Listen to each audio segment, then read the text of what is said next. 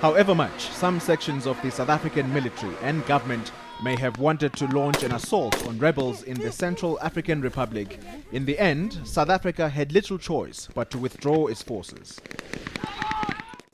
President Zuma has plainly said to the international community, to South Africans, first and most specifically, South African troops will come back home. A grouping of Central African countries, led principally by Chad, will now control a movement towards a transitional government and later fresh elections for a new president of the Central African Republic.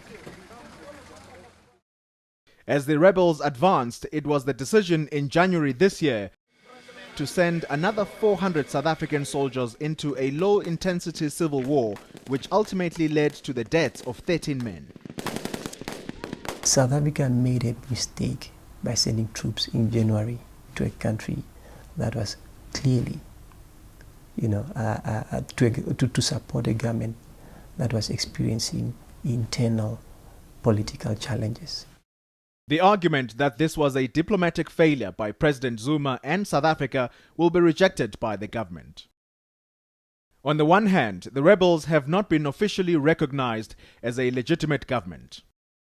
On the other hand, South Africa's stature diplomatically has clearly taken a hit in the Central African Republic. Chad and other neighboring countries are now very much in charge of what happens next. An interim electoral committee constituted by a civil society body is expected to be put together to lead a transition toward a constitutional government in CAR.